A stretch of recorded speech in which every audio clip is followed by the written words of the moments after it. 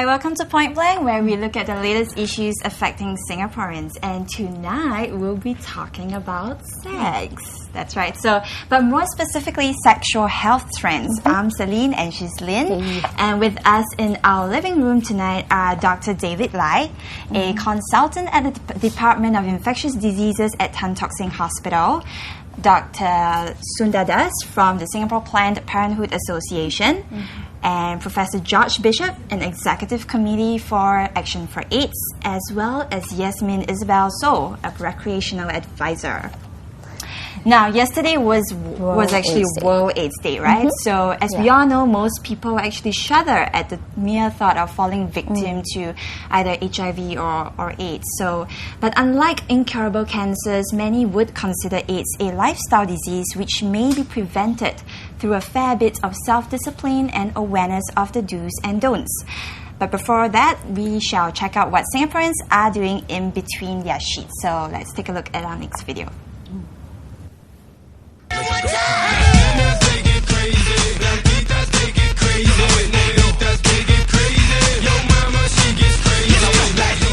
Here's the thrust of the matter about sex in Singapore. Youths are more sexually active, and the hard fact, numbers are on the rise and more are getting adventurous and are more open to having several sex partners in their lifetime. But in a society that needs more babies, what's the fuss? Well, here's the problem: protection. Some sexually active youths are not protecting themselves. The latest annual sexual health survey conducted by the Obstetrical and Gynecological Society of Singapore revealed that young sexually active women showed high awareness of HIV or AIDS and unwanted pregnancy risks from unprotected sex. But here's the naked truth. 1,000 sexually active women in their mid-20s to mid-30s were surveyed, and about 1 in 5 of them were not prepared for an unwanted pregnancy, yet they did not use any form of contraception at all. And here's another problem. In the first 10 months of this year, 382 residents in Singapore were found infected by the human immunodeficiency virus or HIV, and that's 7% more than the 356 cases uncovered over the same period last year. But the Health Ministry paints a much grimmer picture. That total number of Singaporeans infected this year is expected to exceed that of last year's. Why is this happening?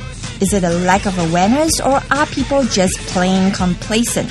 Perhaps people are just caught up with the myths? Here are some misconceptions on contraception taken from Condom Man's website. Myth number 1. Condoms make sex unsatisfying, or condoms hurt when they are on. Myth number 2. Condoms are not even that effective. They are about 99.8% effective, but incorrect use also makes the rubber ineffective. And myth number 3, latex allergy. There are other alternative condoms such as lambskin and polyurethane.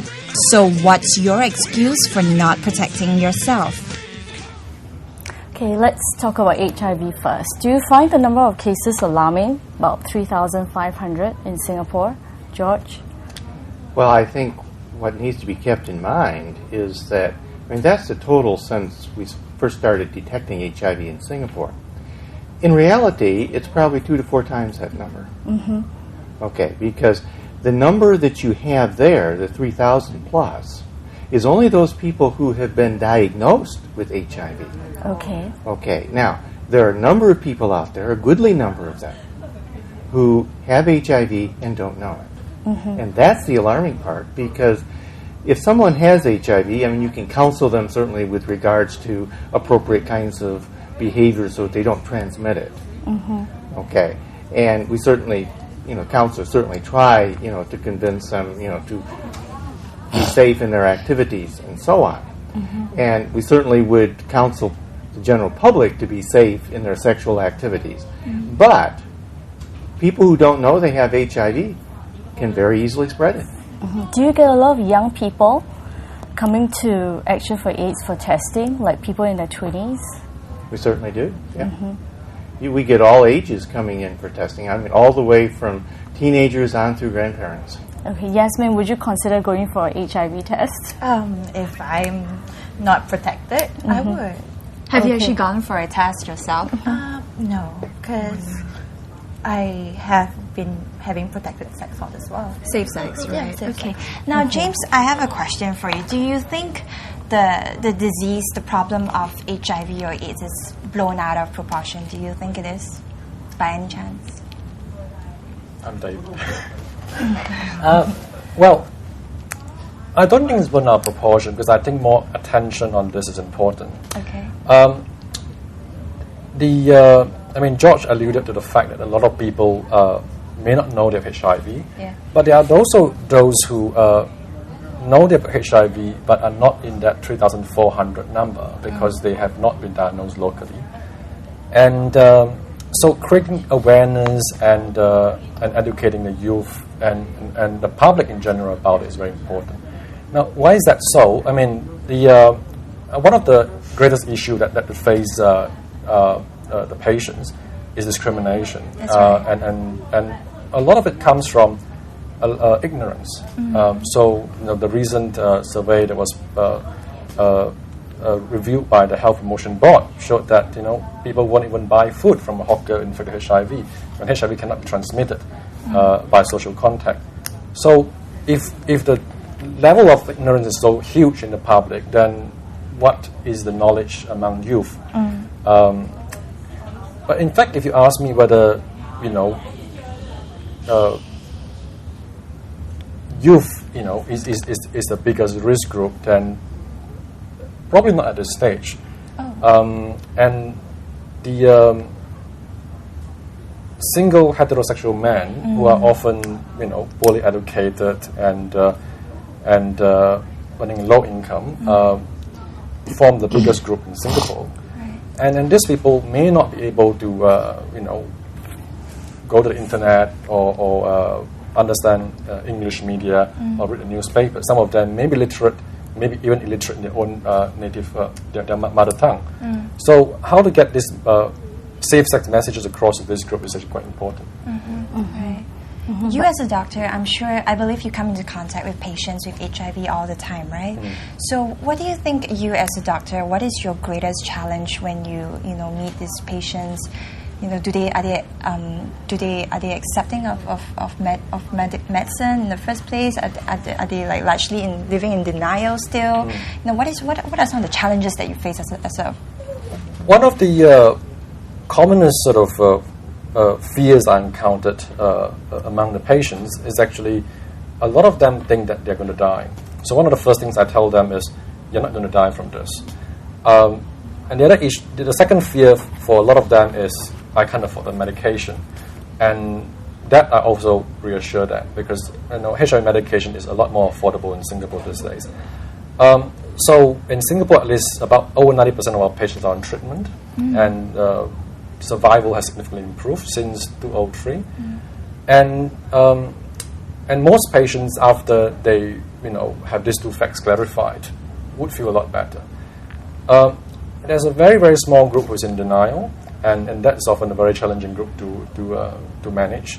And if people can't accept the condition, they're not going to take the medication that you prescribe.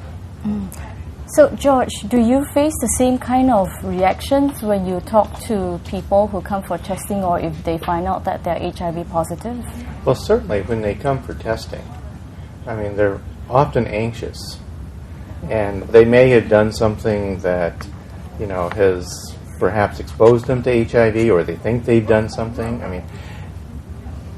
And so one of the things, we try to do is to kind of assess their level of risk. And in many cases, I'm able to reassure them that, what they've been doing, has perhaps not been quite as risky as they, thought it was. In other cases, we have to kind of say, well, the kinds of things you're doing are very risky. You need to change, your behavior on this.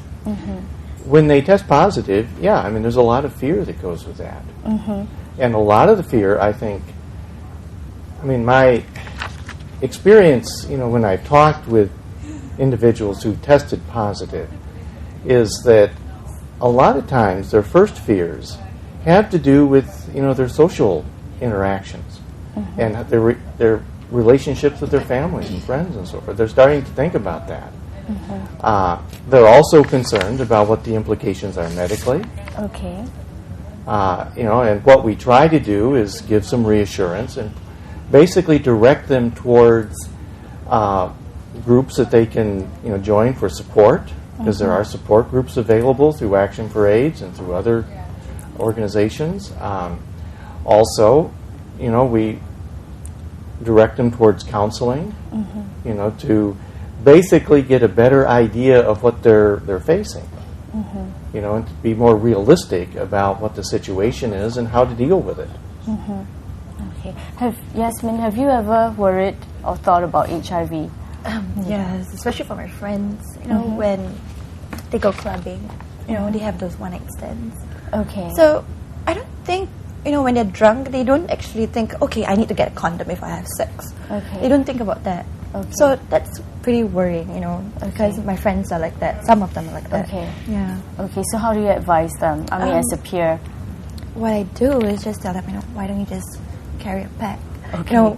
Or just think about it, would you rather have a lifetime of medication or just, get a pack of rubber that costs less than $15? Okay. Just to protect yourself. Okay. Is that what you would recommend, Dr. Sundar? I mean, speaking on behalf of the association. Yeah, that's about right. Okay. So you would say that too? Yes, I would. Okay. So in terms of the number of calls that you get, to your hotline at the Singapore Planned Parenthood Association, do the girls ever talk about, HIV, or are they just concerned about most calls pregnancy? to the association revolve around pregnancy and unwed mothers and that kind of issues. The AIDS and HIV will probably number in the smaller percentage. Okay, in the smaller percentage. Yeah. So the main concern is about unwanted pregnancies Yeah. more than the disease itself. right. Yeah, but one thing I'm just curious about is that obviously kids these days are starting sex younger, yet at the same time they seem to be as ignorant as before, probably even more ignorant. Why do you think that's the case? I mean, with advances in information technology, we would assume that they should know more as to how they should go about protecting themselves. But why are they still appearing so reckless? And Well, part of it is youth, in a sense. That's a time of life when people tend to be a bit more reckless. They want to be a rebel. But I think also, it has to do to some extent with the educational system. In that the sex education, I think, could be more effective. In that I would, really advocate a more comprehensive kind of sex education. for instance, Well, there is the abstinence-only kind of sex education, which, by and large, isn't that effective. The kind of sex education that is proven to be most effective is the sex education that is comprehensive. Yes, you talk about abstinence. That's the foolproof way to avoid pregnancy. That's the foolproof way to avoid getting HIV. But it also makes some assumptions, and it makes the assumption that once young people have that information, they will act on it. They may or may not. And young people do experiment with sex. They do engage in sex. We know that. So I think we need to go beyond that so that they know what it is that they're getting into. And they know how to protect themselves. now, Yasmin, you're okay. I'm sure you have peers who are around your age as well. So, do you think it's really a problem of students or youths who really have inadequate knowledge of how to go about protecting themselves, or is it more of a mindset thingy that I think it's more of a mindset thing, because if you actually, a girl were to, about to have sex with a man, right? And the guy will just, if the girl pops out the condom, the guy will be like, "What? You expect me to wear this?" It doesn't create that much pleasure for me, And it's kind of like as if you don't trust that someone, Yeah. So probably that's how they feel about things.